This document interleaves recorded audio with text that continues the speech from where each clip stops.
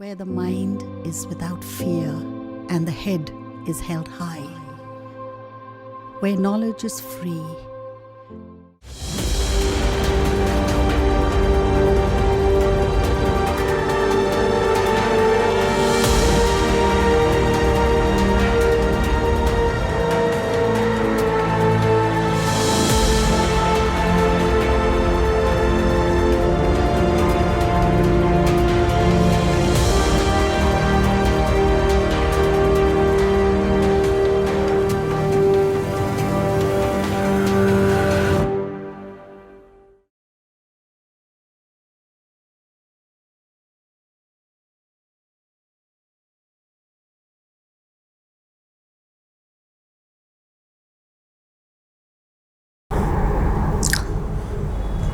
প্রিয় ছাত্রছাত্রী, আমি আবার তোমাদের সামনে এসে উপস্থিত হয়েছি। তোমরা জানো বিশ্ব আজ সংকটাপন্ন, যার জন্য স্কুল, কলেজ, বিশ্ববিদ্যালয় সবই তালাবন্ধ। তোমাদের যে সার্বিক বিকাশ, দৈহিক, মানসিক, প্রাক্ষবিক, এই বিকাশের জায়গাগুলো আজ বন্ধ। শিক্ষক শিক্ষার্থীর যে টিচিং লার্নিং প্রসেসের মধ্য দিয়ে এগিয়ে যাওয়া, আমাদের যে বন্ধুত্বপূর্ণ পরিবেশ, সেখান থেকে আমরা আজ বঞ্চিত।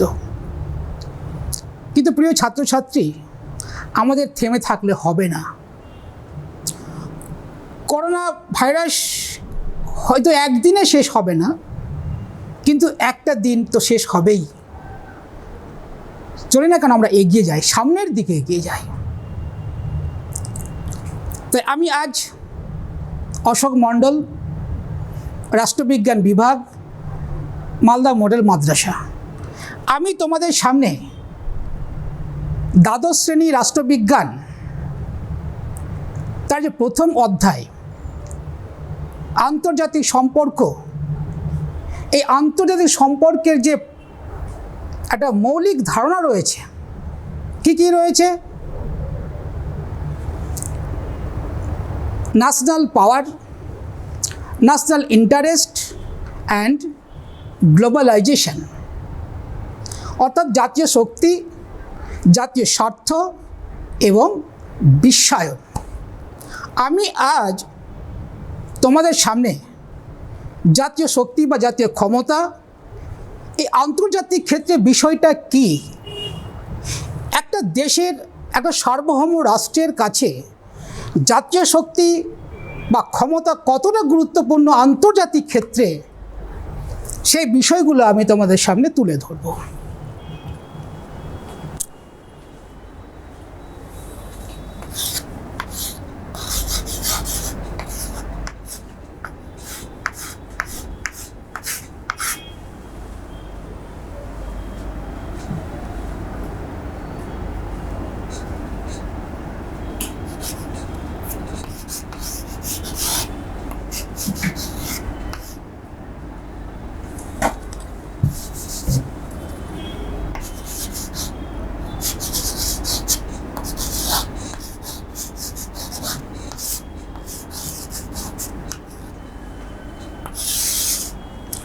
আমি তোমাদের প্রথম অধ্যায়ের যে আন্তর্জাতিক সম্পর্কের যে মৌলিক ধারণাগুলো, তার প্রথম ধারণা জাতীয় শক্তি, সেই বিষয়টা নিয়ে আমি আলোচনা করব।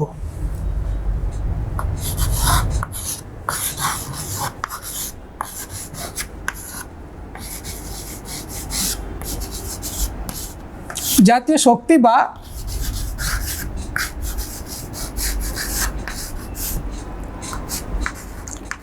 ক্ষমতা,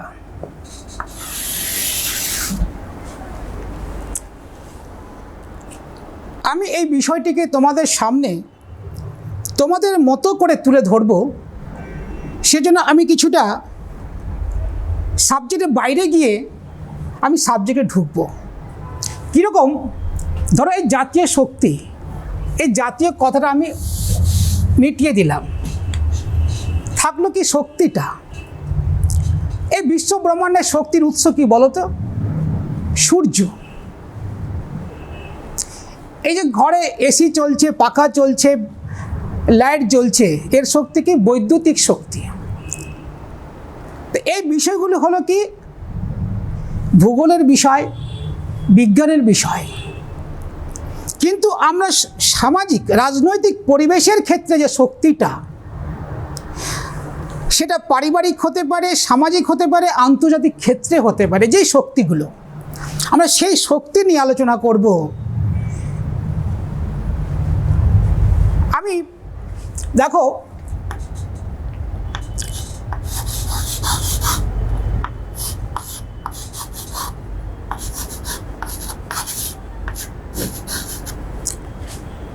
শারীরিক শক্তি,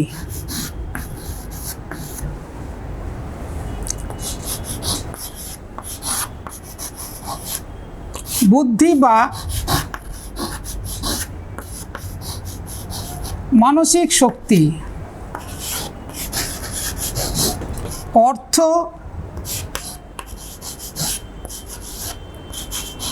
অর্থনৈতিক শক্তি,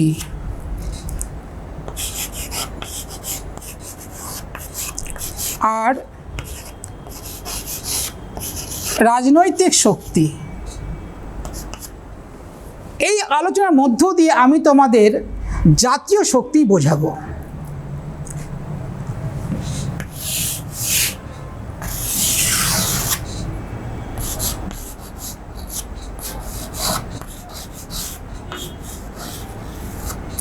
প্রভাবিত।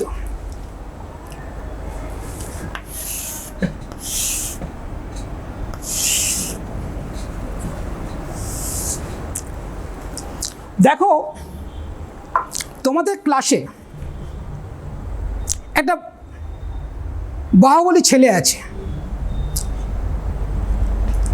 সে একটা দুর্বল ছেলেকে সে বলছে যে আমাকে এক বোতল জল এনে দাও।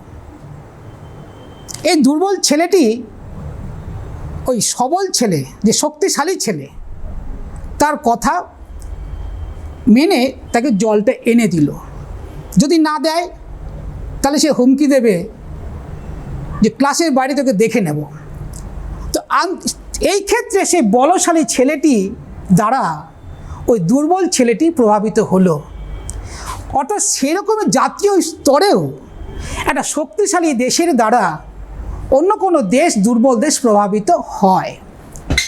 সেটা হচ্ছে তার জাতীয় শক্তি। এবার আমরা জাতীয় কথাটা ইউজ করলাম। বুদ্ধি বা মানসিক শক্তি, ধরো তোমার ক্লাসে খুব মেধাবী একটা ছাত্র, কিন্তু সে শারীরিকভাবে দুর্বল, কিন্তু মেধা আছে, তার বুদ্ধি আছে, কিন্তু ছোটোখাটো। সে তার ইচ্ছে হলো ক্লাসের সেই শক্তিশালী ছেলেটিকে, সেই বলশালী ছেলেটিকে দিয়ে সে জল আনাবে। সে তখন বুদ্ধিকে সম্বল করে ছেলেটিকে বলল, ভাই আমার প্রচণ্ড গা বমি বমি করছে, প্রচণ্ড পেটে ব্যথা হচ্ছে, আমাকে এক বোতল জল এনে দাও না। তখন সেই শক্তিশালী ছেলেটি তাকে বাধ্য হয়ে জলটা এনে দিল। তো এখানে সেটা হচ্ছে কি, ওই দুর্বল মেধা ছোট্ট ছাত্রটির একটা শক্তি সে প্রয়োগ করলো কোথায়? একটা বলশালী ছেলের উপরে। সেটা আন্তর্জাতিক ক্ষেত্রেও তাই। একটা ছোট্ট হতে পারে, কি যদি মেধা যদি থাকে তাহলে সে অন্যকে প্রভাবিত করতে পারবে। যেমন ধরো ইসরায়েল একটা রাষ্ট্র, ছোট্ট একটা রাষ্ট্র, কত জনসংখ্যা? 1 কোটিও নয়, প্রায় 1 কোটি। সেই ইসরায়েল ভেরি রিসেন্ট চীনকে হুমকি দিয়েছে, যদি ভারতের সঙ্গে যুদ্ধ করতে হয় তাহলে ইসরায়েলের সঙ্গে যুদ্ধ করতে হবে, যে গালওয়ান ঘাটিকে কেন্দ্র করে যেটা ঘটেছে। তাহলে সেটা তার জাতীয় শক্তি। যেমন ক্লাসের মধ্যে ওই মেধা ছেলেটির যে শক্তি তার বলশালী ছেলের উপরে প্রয়োগটা করলো। আবার দেখো যে অর্থনৈতিক শক্তি, তোমাদের ক্লাসের মধ্যে দেখবে কিছু সচ্ছল পরিবারের ছেলেমেয়েরা আছে। ওই সচ্ছল পরিবারের ছেলেমেয়েরাদের দ্বারা ক্লাসের অন্যান্য যারা অসচ্ছল পরিবারের ছেলে কোনো না কোনোভাবে প্রভাবিত হয়। তাহলে এই ক্ষেত্রে হচ্ছে সেই সচ্ছল পরিবারের ছেলে মেয়েদের শক্তি। কেন তারা প্রভাবিত করতে পারছে? কারণ যে তাদের অর্থ আছে।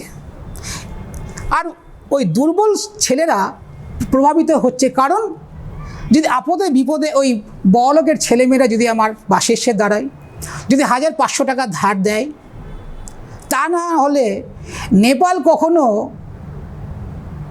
ভারতের বিরুদ্ধে চীনের পক্ষ নিয়ে কথা বলে কেন? নেপাল ভাবছে যদি চীন আমাকে সাহায্য করে, অর্থের সাহায্য করে, অথচ যে নেপালের ভারতের সঙ্গে ব্যবসা না করলে যার পেট চলবে না, সে নেপাল ভারতের বিরুদ্ধে কথা বলছে কি? যে তার পাশে একটা অর্থনৈতিক শক্তিশালী দেশ চীন তার পাশে আছে। তাহলে এই হচ্ছে একটা প্রভাবিত। তাহলে চীনের দ্বারা নিশ্চয়ই নেপাল প্রভাবিত হচ্ছে। এক্ষেত্রে চীনের জাতীয় শক্তি এবং ক্লাসের যে সচ্ছল পরিবারের ছেলেমেয়েদের দ্বারা দুর্বল ছেলেমেয়েরা যে প্রভাবিত হচ্ছে, সেই সচ্ছল পরিবারের সেই ছেলেটির শক্তি। একটা ভেরি ভাইটাল পয়েন্ট, রাজনৈতিক শক্তি। রাজনৈতিক শক্তি বিতর্কিত বিষয় আলোচনা করতে গেলে, কিন্তু আমি তোমাদের বোঝানোর স্বার্থে আমি কথাগুলো বলবো। রাজনৈতিক শক্তি আজকের দিনে, আজকের সমাজে একটা ভয়ঙ্কর, প্রচণ্ড প্রভাবশালী। একটা নাম সই করতে পারে এমন প্রধান, কিংবা মাধ্যমিক পাস কিংবা 4 পাস সেই প্রধান, তার এলাকায় হাইলি ট্যালেন্টেড ছেলেগুলোও তার দ্বারা প্রভাবিত হয়। কারণ তার কাছে শক্তি রয়েছে, রাজনৈতিক শক্তি। শুধু কি তাই? আমি তোমাদের বোঝানোর স্বার্থে বলছি, বিতর্ক বা তর্ক করার জন্য নয়। আজকে হাইলি ট্যালেন্টেড যারা আমলারা, যারা ইউপিএসসি, আইএএস, আইপিএস, বিসিএস পরীক্ষা দিয়ে সরকারি উচ্চ পদস্থ সরকারি কর্মচারী, যাদেরকে আমরা আমলা বলি, তারা জেলা পরিষদের সভাধিপতি, পঞ্চায়েত সমিতির সভাপতি, এমনকি এমএলএ, এমপি, মন্ত্রীদের দ্বারা এরা কখনো কখনো প্রভাবিত হতে বাধ্য হন। কেন? তার রাজনৈতিক শক্তি রয়েছে। তাহলে এই রাজনৈতিক শক্তি, তারপরে বুঝতে পারলাম শক্তিটা কি। এটাকে যদি আমি আন্তর্জাতিক ক্ষেত্রে প্রয়োগ করি, কিভাবে? যখন কোনো দেশ তার সামরিক শক্তির দ্বারা, অর্থাৎ সামরিক শক্তির দ্বারা, কূটনৈতিক শক্তির দ্বারা অর্থাৎ মানসিক বুদ্ধির দ্বারা, এবং অর্থনৈতিক রাজনৈতিক শক্তির দ্বারা যখন অন্য কোনো দেশকে প্রভাবিত করে, নিজের অনুকূলে নিয়ে আসে, সেটা হচ্ছে সেই দেশের জাতীয় শক্তি। বোঝা গেছে? তারপরে কি বললাম? যখন কোনো দেশ তার সামরিক শক্তির দ্বারা, কূটনৈতিক ক্ষমতার দ্বারা অর্থাৎ মানসিক, এবং রাজনৈতিক অর্থনৈতিক শক্তির দ্বারা অন্য কোনো দেশকে প্রভাবিত করতে পারে বা নিজের অনুকূলে নিয়ে আসতে পারে, সেটা হচ্ছে তার, সেই ক্ষেত্রে তার জাতীয় শক্তি। ওকে? তো জাতীয় শক্তি তাই আন্তর্জাতিক ক্ষেত্রে একটা গুরুত্বপূর্ণ বিষয়। আন্তর্জাতিক ক্ষেত্রে একটি সার্বভৌম রাষ্ট্রের অস্তিত্ব রক্ষার জন্য সেই রাষ্ট্রের জাতীয় শক্তির অপরিহার্যতা রয়েছে। একটি সার্বভৌম রাষ্ট্রের অস্তিত্ব রক্ষার জন্য আন্তর্জাতিক ক্ষেত্রে তার জাতীয় শক্তি অপরিহার্য।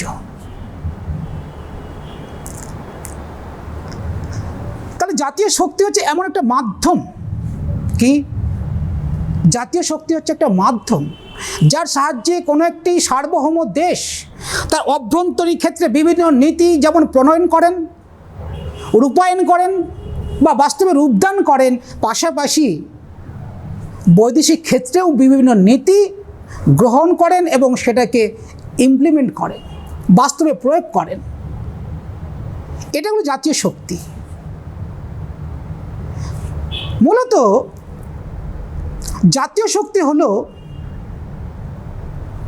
এমন একটা আন্তর্জাতিক ব্যবস্থা যে আন্তর্জাতিক রাজনীতিতে কোনো একটি দেশ কি ভূমিকা পালন করবে, কি রোল প্লে করবে,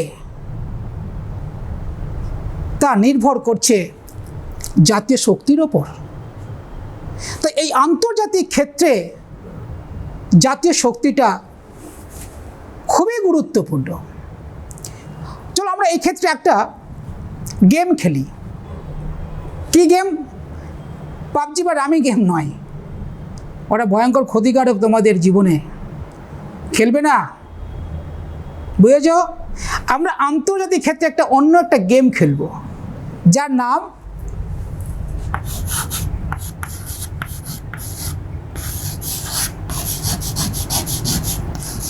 জিরো গেম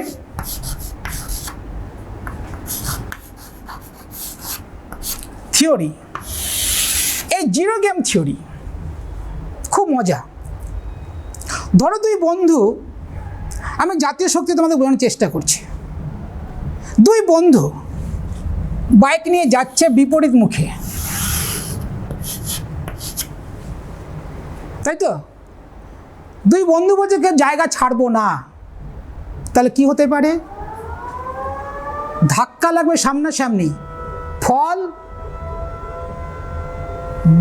দুটোরই প্রাণ যেতে পারে, তাদের অঙ্গহানি হতে পারে, অনেক কিছু হতে পারে। কিন্তু দেখলো এই বন্ধুটা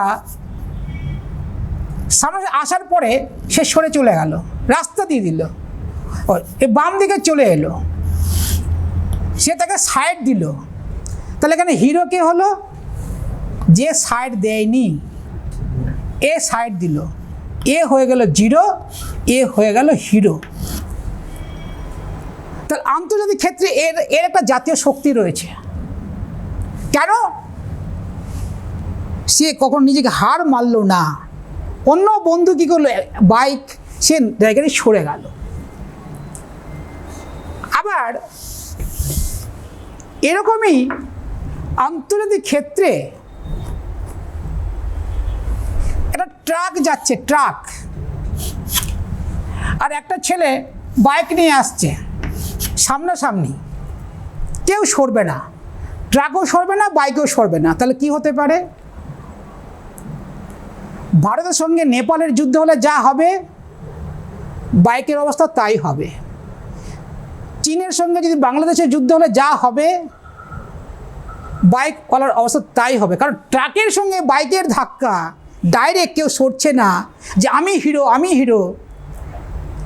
তো আন্তর্জাতিক ক্ষেত্রে এই ক্ষেত্রে তার জাতীয় শক্তি হচ্ছে এই ট্রাকের, যে সর্বশক্তিমান, এটা হচ্ছে বাইক। আবার পাশাপাশি যদি আমরা দুটো বাস সামনাসামনি যাচ্ছে, এই সামনাসামনি বিপরীত মুখে আসছে, দুটো বাস, ধরে নিলাম এটা চীন, এটা হচ্ছে ভারত। আমি একটা বাস দিয়ে উদাহরণ দিচ্ছি। ধাক্কা লাগলে সমানে সমানে ধাক্কা লাগলো, কেউ জায়গা ছাড়বে না। এদিকের বাস বলছে আমি জায়গা ছাড়বো না, আমি নিজের জায়গায় সোজা যাব, ও বলছে আমি জায়গা ছাড়বো না, একেবারে সামনাসামনি। ধাক্কা লাগলে কি হবে? দুটো বাসেরই অস্তিত্ব হানি হবে এবং বাসের যাত্রীরা সবাই মারা যেতে পারে, যে বাসের চালক সেও মারা যেতে পারে। তো এই আন্তর্জাতিক ক্ষেত্রে যদি এটা চীন হয় আর এটা যদি ভারত হয়, বলছে আমি আমার জাতীয় শক্তি, ও আমার জাতীয় শক্তি রয়েছে, শক্তির যদি প্রদর্শন করতে যায়, কেউ জায়গায় সরল না, তার দুটো ধাক্কা লাগবে, অর্থাৎ যুদ্ধ হবে। এর ফলে ব্যাপক মহামারী দেখা দিতে পারে, বহু জনবল অর্থবলের ক্ষতি হতে পারে। কিন্তু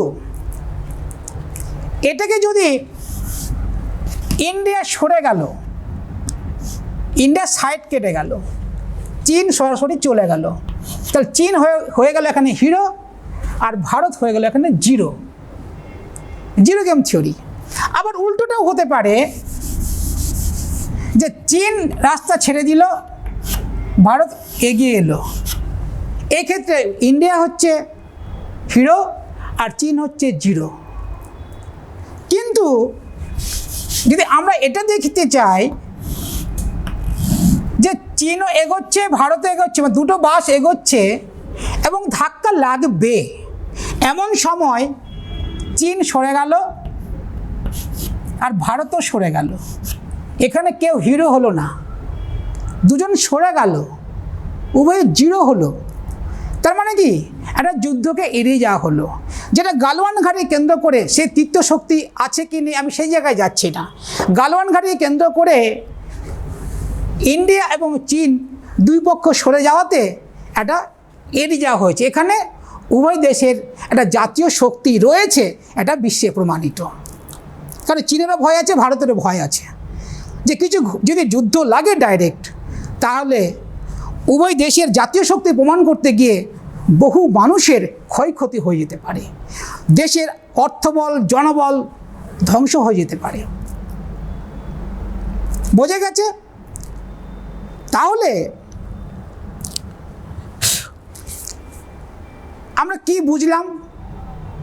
যে জাতীয় শক্তি হলো এমন একটি মাধ্যম, এমন একটি প্রক্রিয়া, আন্তর্জাতিক প্রক্রিয়া, যার মাধ্যমে কোনো একটি দেশ অন্য দেশকে প্রভাবিত করতে পারে বা নিজের দেশের ভূগোল, নিজের দেশের অভ্যন্তরীণ ক্ষেত্রে বিভিন্ন নীতি এবং সিদ্ধান্ত গ্রহণ করতে পারে, পাশাপাশি বৈদেশিক ক্ষেত্রেও সে নীতি এবং সিদ্ধান্ত গ্রহণ করতে পারবে।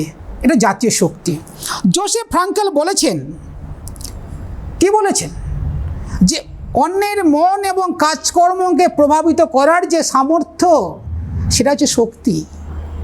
অন্যের মন এবং কাজকর্মকে প্রভাবিত করার যে সামর্থ্য, সেটা হচ্ছে শক্তি।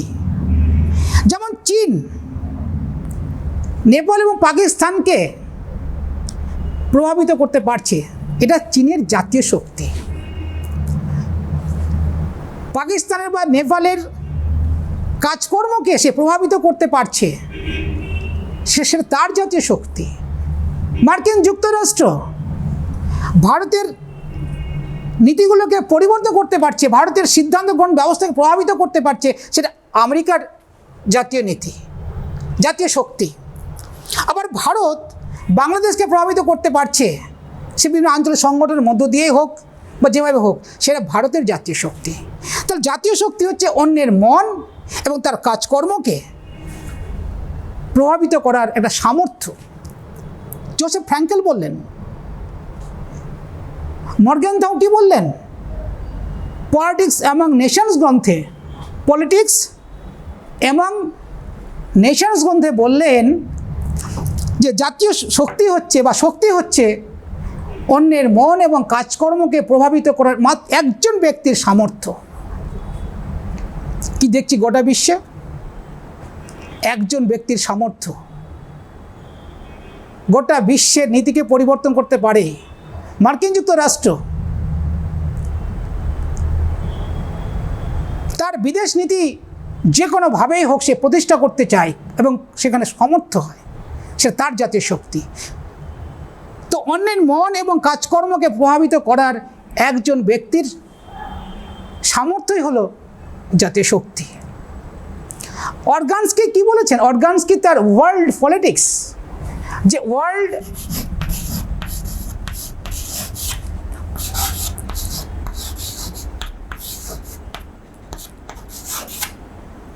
অর্গানস্কি তার ওয়ার্ল্ড পলিটিক্স গ্রন্থে বলেছেন, কি বলেছেন? যে আন্তর্জাতিক ক্ষেত্রে কোন দেশ কি ভূমিকা পালন করবে তা জাতীয় শক্তির দ্বারা নির্ধারিত হয়। অর্গানস্কি তার ওয়ার্ল্ড পলিটিক্স গ্রন্থে বলেছেন। ওকে, তাহলে আমরা কি বুঝলাম? আন্তর্জাতিক ক্ষেত্রে জাতীয় শক্তি বলতে কি বুঝলাম? যখন কোনো দেশ তার সামরিক শক্তি, কূটনৈতিক শক্তি, রাজনৈতিক শক্তি, অর্থনৈতিক শক্তি ইত্যাদির দ্বারা কোনো দেশকে যখন প্রভাবিত করতে পারছে বা করছে, তাকেই বলা হয় জাতীয় শক্তি। এবারে আমরা জানব যে জাতীয় শক্তির নির্ধারক কী বা উপাদান কী। কোন কোন উপাদান জাতীয় শক্তিকে সমৃদ্ধ করে? এই বিষয়গুলো আমরা জানব। আমরা দেখে নিই।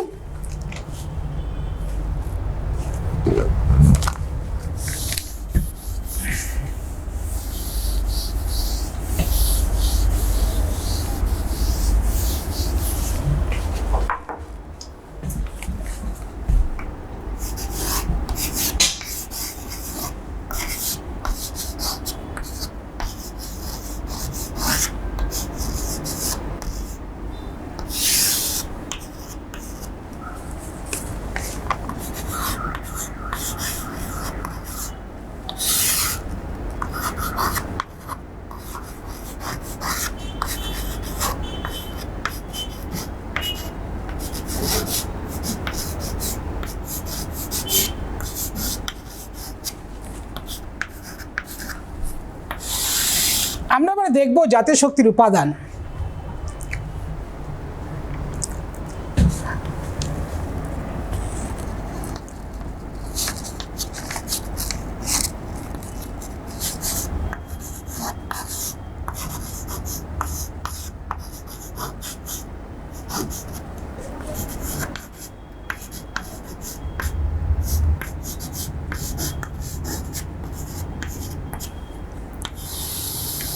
এই ভৌগোলিক উপাদান।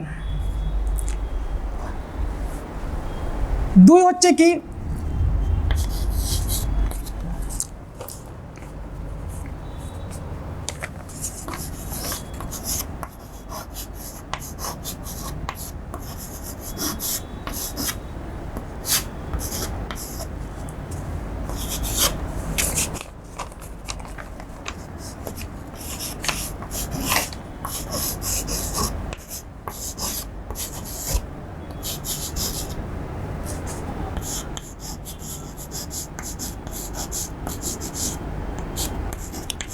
প্রাকৃতিক সম্পদ।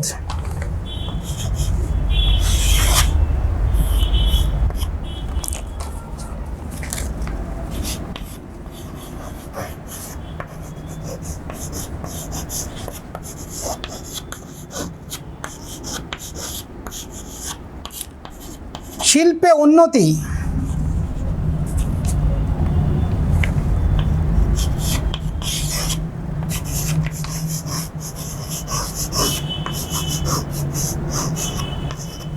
সামরিক।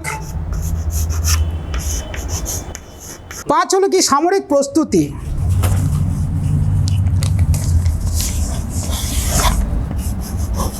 6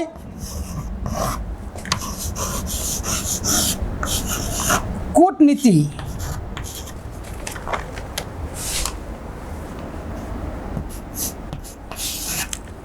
7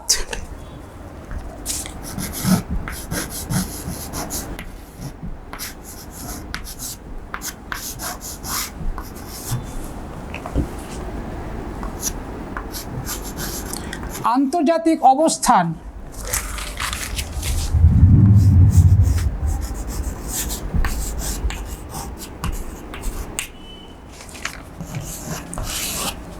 8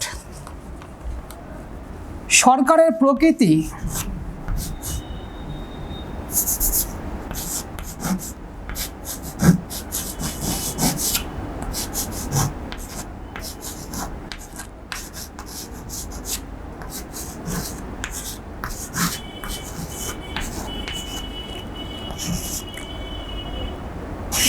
9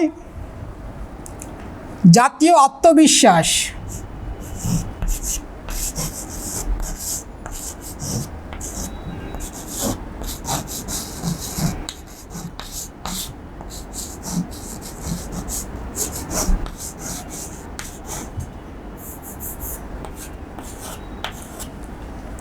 10 সামাজিক উপাদান।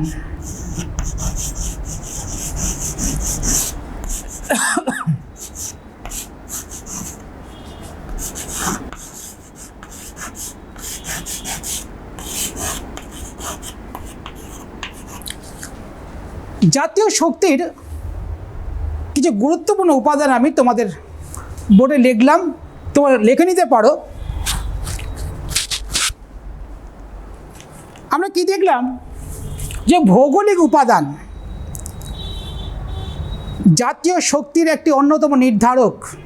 ভৌগোলিক উপাদান, কারণ এই ভৌগোলিক উপাদানকে আমরা আবার কতগুলো ভাগে ভাগ করেছি। কি? অবস্থান, আয়তন, জলবায়ু আর ভূপ্রকৃতি। ওই ভাগটা আমি এখানে লিখিনি। তাহলে ভৌগোলিক উপাদান যেটা রয়েছে, সেই ভৌগোলিক উপাদানকে আমি ভাগ করলাম কটা ভাগে? 4টা ভাগে। অবস্থান, আয়তন, জলবায়ু আর ভূপ্রকৃতি। তো আন্তর্জাতিক ক্ষেত্রে জাতীয় শক্তির একটা অন্যতম উপাদান হচ্ছে ভৌগোলিক অবস্থান। তার মধ্যে একটা ভৌগোলিক অবস্থান অন্যতম। কারণ একটা দেশের ভৌগোলিক অবস্থান তাকে সামরিক নীতি, রণকৌশল তৈরি করতে সাহায্য করে। শুধু তাই নয়, বিদেশ নীতি প্রণয়ন করতেও সাহায্য করে তার ভৌগোলিক অবস্থানটা। যেমন মার্কিন যুক্তরাষ্ট্র, চারিদিকে সমুদ্র বেষ্টিত, চারিদিকে সমুদ্র। তাই এশিয়া বা ইউরোপের কোনো দেশের পক্ষে আমেরিকাকে স্থলপথে আক্রমণ করা কঠিন, কারণ সমুদ্র আর সমুদ্র চারিদিকে। কিন্তু বর্তমানে যুদ্ধ যদি পারমাণবিক হয়, তাহলে সেটা কোনো ব্যারিয়ার হয়ে দাঁড়াবে না, কোনো বাইন্ডিংস নয়, কোনো প্রতিবন্ধকতা হবে না সমুদ্রটা। কারণ পারমাণবিক যুদ্ধ একটা সামগ্রিক যুদ্ধ, সুইচ টিপলে সেখানে গিয়ে পড়বে। কিন্তু স্থলপথে আক্রমণ করা সহজ নয়। তাই মার্কিন যুক্তরাষ্ট্রকে তার ভৌগোলিক যে অবস্থান, তাদের জাতীয় শক্তির দিকে একটা মাত্রায় পৌঁছে দিয়েছে। তারপর কি হয়েছে, যে আয়তন, বিশাল আয়তন বিশিষ্ট দেশ হচ্ছে জাতীয় শক্তির আরেকটি অন্যতম নির্ধারক। কেন? যে যদি বিশাল আকারে দেশ হয়, তাহলে কোনো শত্রু রাষ্ট্র, কোনো শত্রু দেশ একসাথে বিশাল বড় দেশকে আক্রমণ করা সহজ হবে না। যেন ভারতবর্ষ, চীন, রাশিয়া, আমেরিকা, এর আয়তনে বিশাল। কোনো দেশ যদি আক্রমণ করে, এত বড় দেশে আক্রমণ করা খুব সহজ নয়। তবে এই বিশাল দেশের যিনি পরিচালক বা রাষ্ট্রনায়ক, নেতা, তাকে সুদক্ষ হতে হবে। এটা একটা কন্ডিশন, তাহলে সম্ভব নয়। তারপরে রয়েছে কি, জলবায়ু। ভৌগোলিক উপাদানের মধ্যে একটা জলবায়ু। কোনো দেশের জলবায়ু যদি তার অনুকূল হয়, তাহলে সে দেশ কৃষিতে হিউজ উৎপাদন করবে। এর ফলে দেশটা একটা শক্তিশালী হবে, জাতীয় শক্তিতে সমৃদ্ধ হয়ে উঠবে। শুধু তাই নয়, যদি সেই দেশের উপরে যদি কোনো মৌসুমী বায়ুর প্রভাব থাকে, তা সেই দেশ বৃষ্টিপাতের কারণে শস্য শ্যামলায় ভরে যাবে। ভূপ্রকৃতি কি? নদী, নালা, পাহাড়, পর্বত, ভূমি রূপ ইত্যাদি নিয়ে একটা ভূপ্রকৃতি হয়, ভূগোলের বিষয়। যদি কোনো একটা দেশের নদ নদী থাকে প্রচুর তার ভূপ্রকৃতির মধ্য দিয়ে, তাহলে সেখানে কি হয়, ক্ষুদ্র, মাঝারি, বড় আকারের বন্দর গড়ে উঠবে, ব্যবসা বাণিজ্য হবে, পুঁজির আদান প্রদান হবে, এবার আর্থিক দিক থেকে সে সমৃদ্ধশালী হয়ে উঠবে সেই দেশটি। যদি সেই দেশটি আবার পাহাড় পর্বতে ভর্তি, মরুভূমিতে ভর্তি, সেই দেশ জাতীয় শক্তিতে উন্নীত হতে পারবে না। কারণ সে দেশের পক্ষে যোগাযোগের সমস্যা হবে। কেন? সমগ্র দেশে পাহাড়ে ভর্তি, শুধু তার যোগাযোগের একটা সমস্যা হতে পারে, উৎপাদনের একটা সমস্যা হবে। এই হলো। তারপরে রয়েছে যেমন ধরো জনসংখ্যা। এই জনসংখ্যা আন্তর্জাতিক রাজনীতিতে জাতীয় শক্তির একটা গুরুত্বপূর্ণ উপাদান, জনসংখ্যা, বিশাল জনসমষ্টিপূর্ণ দেশ যদি থাকে, তাহলে সেই দেশের সরকার সুদক্ষ সামরিক বাহিনী গড়ে তুলতে পারবে, তার প্রচুর জনসংখ্যা যেহেতু আছে। এবং সেই সেনাবাহিনীগুলোকে খুব সুদক্ষভাবে পরিচালনা করতে পারবে। তবে যদি সেই দেশের যে জাতীয় সম্পদ, সেই সম্পদের তুলনায় যদি জনসংখ্যা বেশি হয়, তাহলে সেই দেশ দারিদ্র্য, অশিক্ষা, বেকারত্বে ভরে যাবে।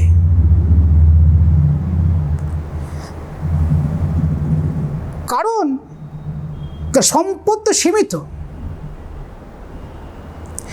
কিন্তু সেই ক্ষেত্রে আবার উল্টোটা হতে পারে, চীন প্রচুর জনবহুল দেশ,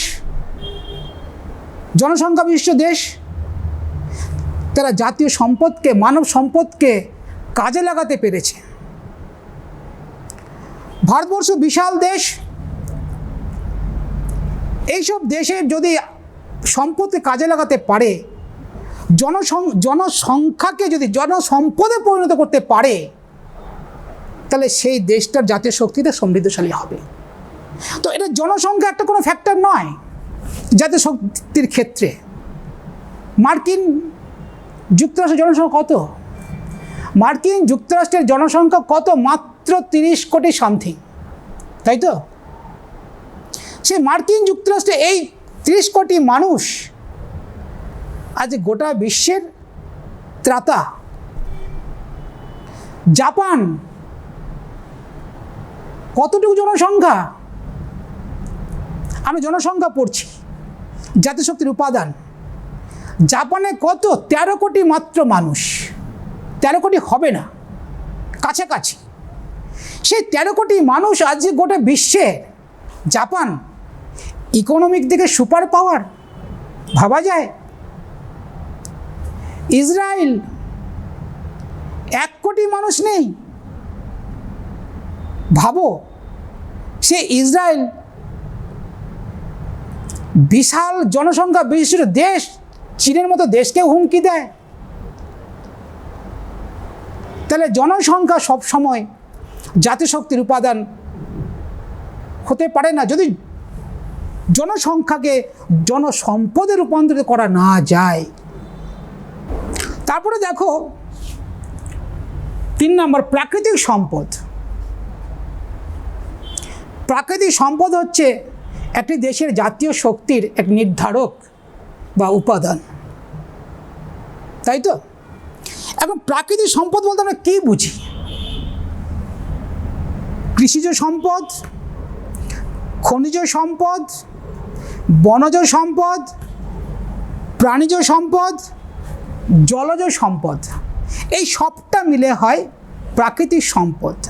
তো প্রাকৃতিক সম্পদে সমৃদ্ধশালী দেশ অটোমেটিক জাতীয় শক্তিতে পরিপূর্ণ, জাতীয় শক্তিতে বিরাজমান হবে আন্তর্জাতিক রাজনীতিতে। তবে জাতীয় সম্পদকে যদি সঠিকভাবে প্রয়োগ করা যায়, তবে নিঃসন্দেহে জাতীয় একটা দেশের প্রাকৃতিক সম্পদ একটি দেশের জাতীয় শক্তির পরিচয় বহন করে। আমাদের ভারতবর্ষে কোন সম্পত্তি নেই? আজকে মার্কিন যুক্তরাষ্ট্র তার প্রাকৃতিক সম্পদকে ব্যবহার করে বিশ্ব রাজনীতিতে জাতীয় শক্তির মাথা। আর আমাদের ভারতবর্ষে কোন সম্পত্তি নেই? আজকেও নির্ভরশীল থাকতে হয় অন্য দেশের ওপর। আমাদের মানব সম্পদ তো রয়েছে, প্রাকৃতিক সম্পদ রয়েছে, কিন্তু আমাদের মানব যে সম্পদটা, হিউম্যান যে রিসোর্স, আমাদের ড্রেন হয়ে যাচ্ছে। ভাবতে পারো, গোটা আমেরিকার প্রযুক্তি যে সেক্টরটা, তার 38% ইন্ডিয়ান মেধা। তাহলে সেই মেধাগুলোকে নিশ্চয়ই ভারতবর্ষের জায়গায় তার পরিকাঠামো তৈরি করতে পারছে না বা করা হয়নি, তাদের উপযুক্ত পরিকাঠামো দেওয়া হয়নি বলে তাদের মেধাগুলো আমাদের ভারতবর্ষতে ড্রেন হয়ে গেছে। আমাদের ভারতবর্ষ প্রাকৃতিক সম্পদে পরিপূর্ণ। হ্যাঁ, নিশ্চয় এগিয়েছে, ভারত একটা জায়গায় এগিয়েছে, বিশ্ব মানচিত্রে জায়গা করে নিতে পেরেছে, কিন্তু আরও পারত। আশা করি আগামী দিনে হয়তো পারবে। শিল্পে উন্নতি, নিঃসন্দেহে যে দেশ শিল্পোন্নত সে দেশ তত বেশি জাতীয় শক্তিতে বলীয়ান আন্তর্জাতিক রাজনীতিতে। তো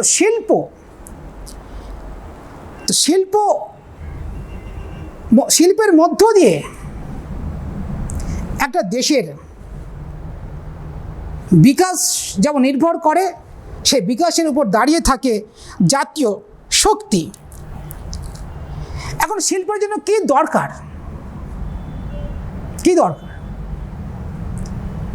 কাঁচামাল, সহজলভ্য শ্রমিক, বাজার, উন্নত যোগাযোগ, আর শিল্পকে পরিচালনা করার জন্য দূরদৃষ্টি সম্পন্ন একজন রাষ্ট্রনায়ক কিংবা একজন ব্যক্তি। যদি এই শর্তগুলি যদি না থাকে, সমস্ত কিছু আছে, যদি ডিরেক্টর না থাকে, শিল্পকে একটা জায়গায় মাত্রাতে পৌঁছানোর যদি রাষ্ট্রনেতা তৈরি হতে না পারে, তাহলে সে দেশ শিল্পোন্নত হবে না। আমাদের ভারতবর্ষে সহজলভ্য শ্রমিক আছে, কাঁচামাল আছে, যোগাযোগ ব্যবস্থা সবই আছে, কিন্তু ভারী শিল্পের যে বিকাশ স্বাধীনতার পরে যেভাবে হওয়া দরকার ছিল, দ্বিতীয় পঞ্চবার্ষিক পরিকল্পনায় ভারী শিল্পের দিকে গুরুত্ব দেওয়া হয়েছিল, কিন্তু ভারতবর্ষের শিল্পের বিকাশ ঘটেনি তা নয়। কিন্তু এত বৃহৎ দেশে মানুষের যে চাহিদা, শিক্ষিত বেকারদের যে চাহিদা, সেই চাহিদা অনুসারে শিল্পের বিকাশ তেমন হয়নি। বাধ্য হয়ে মেধাগুলো ড্রেন হয়ে চলে যাচ্ছে অন্য দেশে। তো ভারী শিল্পের বিকাশ নিঃসন্দেহে সেই দেশের জাতীয় শক্তিকে সমৃদ্ধ করে, তাতে কোনো সন্দেহ নেই।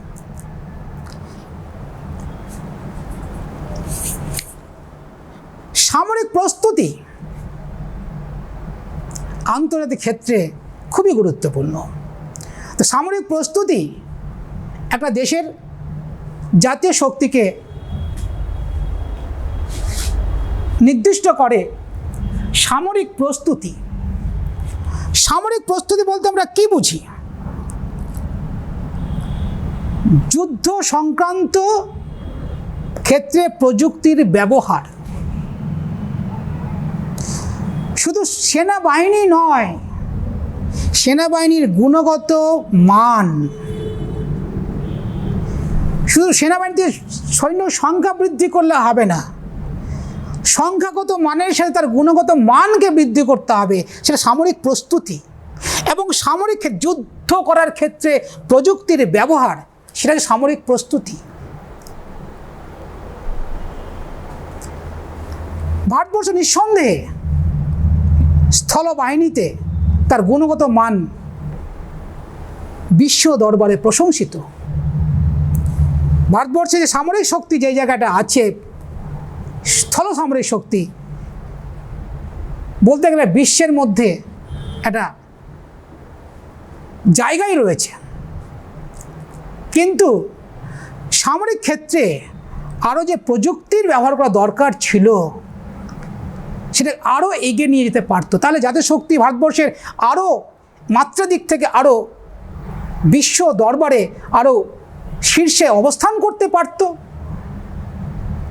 আজকে ভারতবর্ষকে রাশিয়ার মতো দেশ, মাত্র যেখানে 15 কোটি মানুষ, প্রায় 15 কোটি নেই, সেই 15 কোটি মানুষ রাফায়েল দিচ্ছে ভারতকে, যেখানে 130 কোটি 35 কোটি মানুষ, তাহলে সামরিক প্রস্তুতির ক্ষেত্রে ঘাটতি রয়েছে। তাহলে এই ক্ষেত্রে জাতীয় শক্তিতে নিশ্চয়ই ভারত পিছিয়ে গেছে। তাহলে সামরিক শক্তিতে যদি আজকে প্রযুক্তিবিদ্যার ব্যবহার যদি ভারতবর্ষ করতে পারতো, তাহলে আজকে যুদ্ধ বিমান রাফাল কিনতে হতো না কোটি কোটি টাকার বিনিময়ে।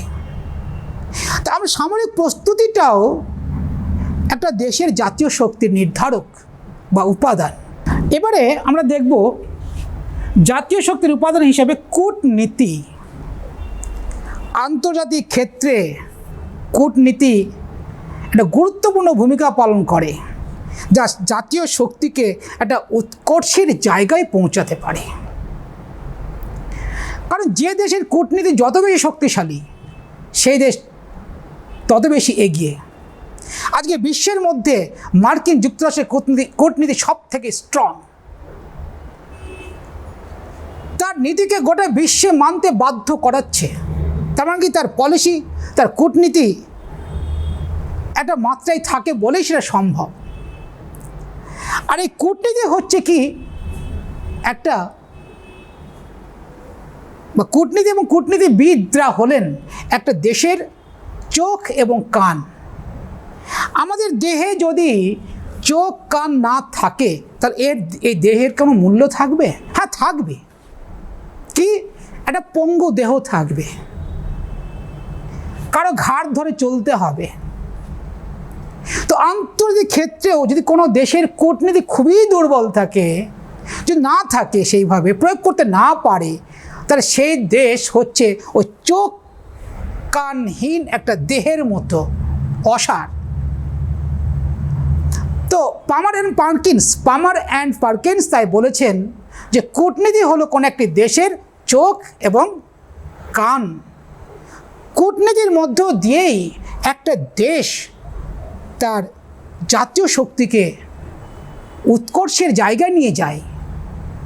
কোন একটি দেশ, ধরো ভারত, মার্কিন যুক্তরাষ্ট্রের সঙ্গে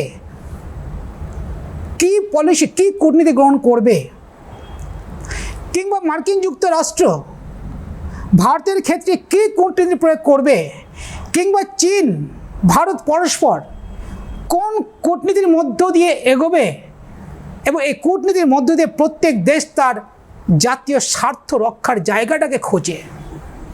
কারণ প্রত্যেক দেশের একটা লক্ষ্য হচ্ছে কি, তার উদ্দেশ্য পরিপূরণ করা, তার জাতীয় স্বার্থ রক্ষা করা। এই জাতীয় স্বার্থ রক্ষা করার একটা বিষয় হচ্ছে কূটনীতি। তো প্রত্যেকটা দেশ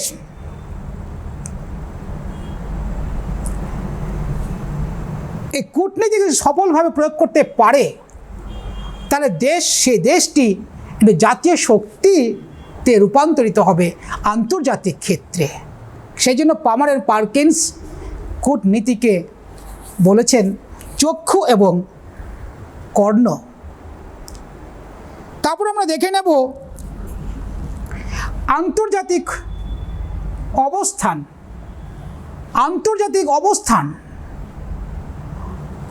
এই আন্তর্জাতিক অবস্থান হচ্ছে জাতীয় শক্তির একটা গুরুত্বপূর্ণ উপাদান। আন্তর্জাতিক অবস্থানটা কিভাবে তৈরি হবে, কিভাবে হবে? বৈজ্ঞানিক গবেষণা, দেশের মধ্যে জাতীয় ঐক্য, জাতীয় সংহতি, বৈজ্ঞানিক ক্ষেত্রে গবেষণার মধ্য দিয়ে এগিয়ে যাওয়া,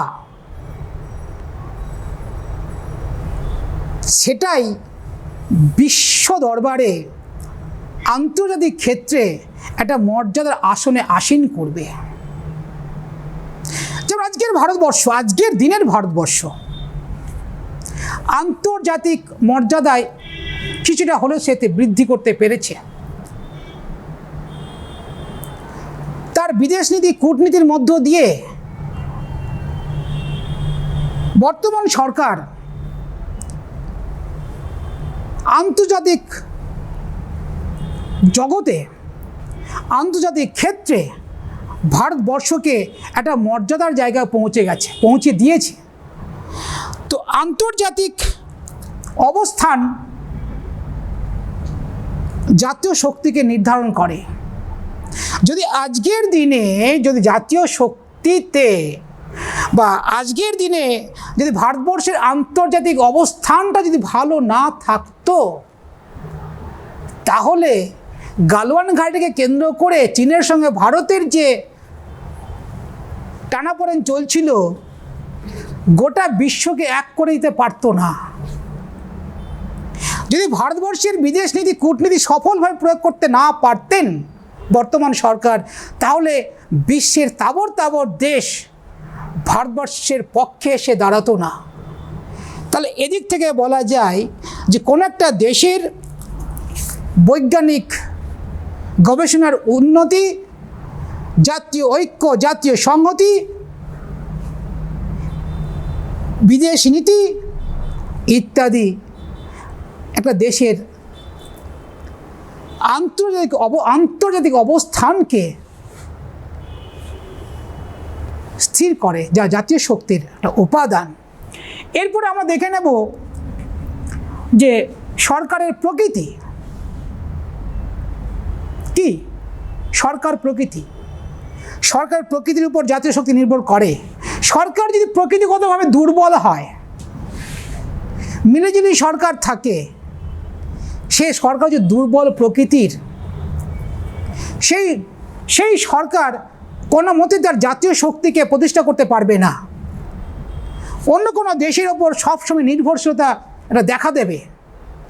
সরকার এককেন্দ্রিক হোক বা যুক্তরাষ্ট্রীয় হোক বা গণতান্ত্রিক বা রাষ্ট্রপতি চালিত শাসিত হোক বা পার্লামেন্টারি চালিত হোক, সরকার যদি শক্তিশালী থাকে, যদি মানুষের সমর্থন থাকে, দেশবাসীর সমর্থন থাকে, তাহলে সেই সরকার শক্তিশালী সরকার, এবং শক্তিশালী সরকার যদি থাকে তাহলে অবশ্যই তার জাতীয় শক্তি বৃদ্ধিতে সে এগিয়ে যাবে, বৃদ্ধি করতে পারবে, যা আন্তর্জাতিক সম্পর্কের ক্ষেত্রে একটা গুরুত্বপূর্ণ স্থান দখল করবে। জাতীয় আত্মবিশ্বাস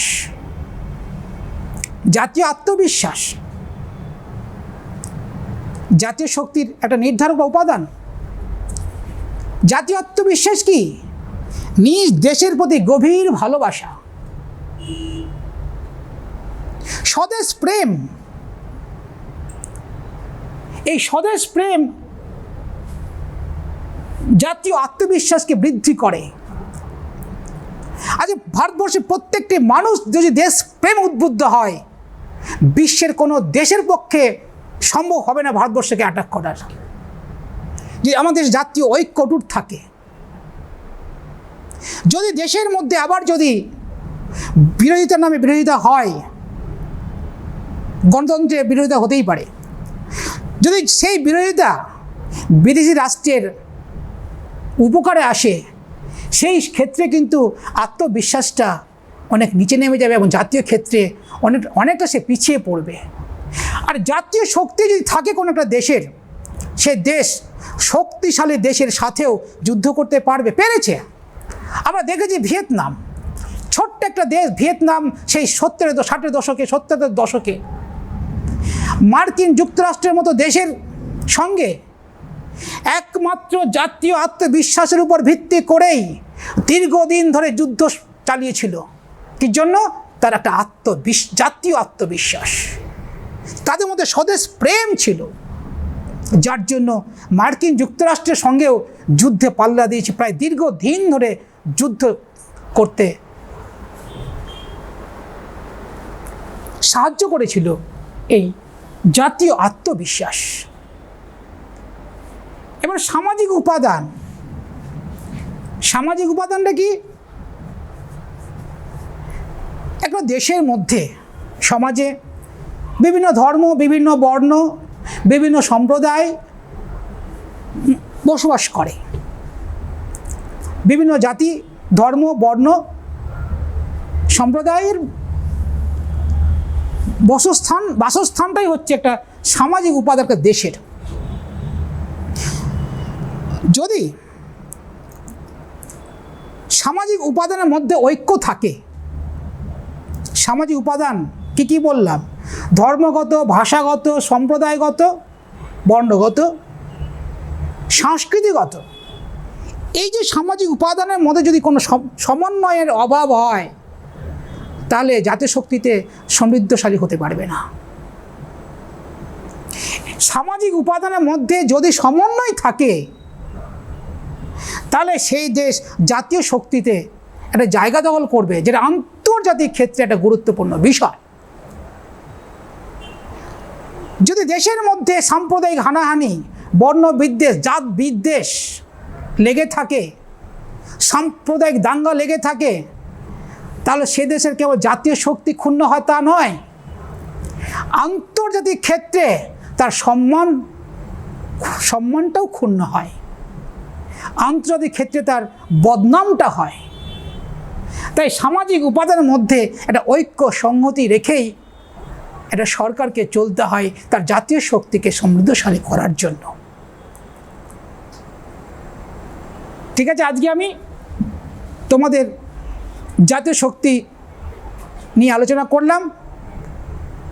এর পরবর্তীতে আমি তোমাদের পরবর্তী ক্লাসে বিশ্বায়ন নিয়ে আলোচনা করব, যেখান থেকে তারপরে আমি তোমাদের এই অধ্যায় থেকে কিছু সাজেস্টিভ কোশ্চেন দিয়ে দেব, যা পরীক্ষা আসবেই। আজকে এইটুকু থাক, তোমরা সুস্থ থেকো, ভালো থেকো। আমাদের স্বাস্থ্য মন্ত্রকের যে বিধিবিধান, ছোট ছোট সাবধানীগুলো মেনে চলবে। ভালো থেকো, ধন্যবাদ।